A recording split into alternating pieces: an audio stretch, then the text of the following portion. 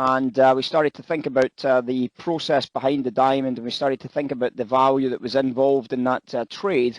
How easy was it in actual terms? I mean, it might sound, as I said, as if you're being cheeky saying it was easy, but it really was easy. But it's only easy if you can actually do it. So when somebody says, yeah, it's really easy to drive a car, and you're still got kangaroo petrol, you just don't believe it's easy, do you? You don't believe it's easy because you think, my God, how can people drive cars? My mother at 89 years old can drive a car better than I can. How's that happening? She's driven a car for 60 years or something. You know what I mean? So when you start seeing how easy it really is, take a look at easiness. It's not about one aspect, it's about putting all the aspects together, isn't it? So you saw this trade here. You saw the diamond. You saw the diamond forming here as well, didn't you? There's the diamond forming there. So you draw a line from the diamond to the diamond here. You draw a line from the diamond to the diamond, and you start drawing a line from the diamond to the diamond here. And you start saying, okay, well, there's the diamond. I'm starting to see the extension on the diamond itself. And you start looking in this area. When you look in this area, of course, what happens?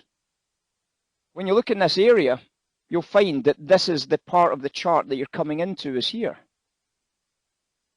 Well, if that's part of the chart you're coming into at that point, what do you start recognizing? What do you start recognizing? You start recognizing a big buy block that's getting jammed. You start recognizing a Baltic that's in exactly the same price. And you put your sell stop order in place right there. You put your stops a few ticks above it in terms of a hard stop up here, and you take the trade. And if you take the trade, you get filled at a price of 77 evens. And if you get filled at 77 evens and the price drops back down, you can obviously see that you get a Baltic here, and you say, right, I'm going to take my money out at that Baltic. You take your money out at 76.80, and you say to yourself, you know what, that's just made me $200.